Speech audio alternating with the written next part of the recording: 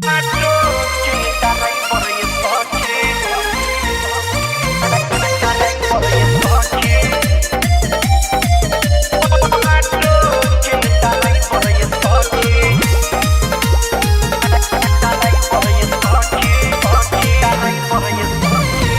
चिचिया ले ढाका मोतिहारी बैठो न जल्दी से भर जाई गाड़ी।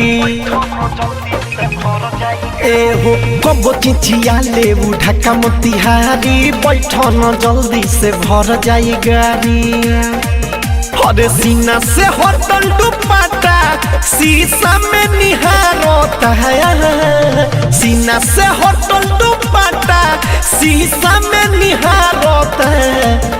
एगो टेम्पू के ड्राइवर ये सखी लाइन में रहते। एगो ऑटो के ड्राइवर ये सखी लाइन में रहते।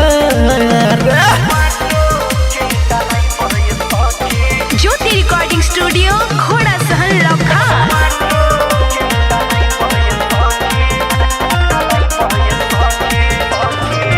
रोकता रे गाड़ी जहाँ झारता रे केस हो। लुकिंग गलास में सखी देखता रे फेस हो। का कहीं रोकता वे गाड़ी जहाँ झारता वे केस हो।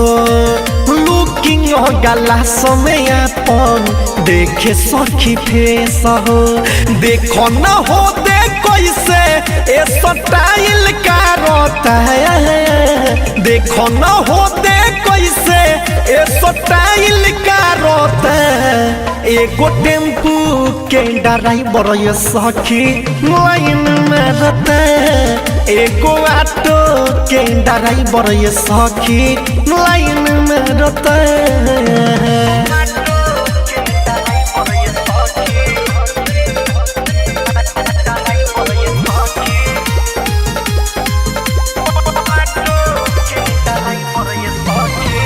के तोनो बच्चा के हम जानी स्कूल रे।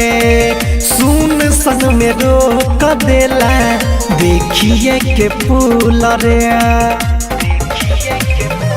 हाँ हाँ के तोनो बच्चा के हम जानी स्कूल रे।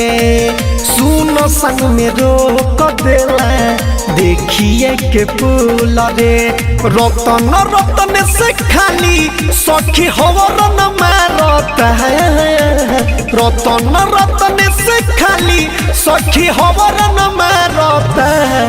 एगो टेम्पू के ड्राइवर ये सखी लाइन में रहता है। एगो ऑटो के ड्राइवर ये सखी लाइन में रहता है। कबो चिचिया ले ढाका मोतिहारी बैठो न जल्दी से भर जाई गाड़ी।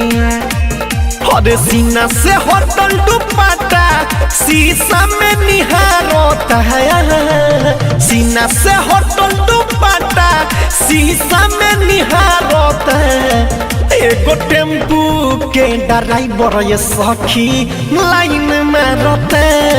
एगो ऑटो के ड्राइवर ये सखी लाइन में रहता है। ज्योति रिकॉर्डिंग स्टूडियो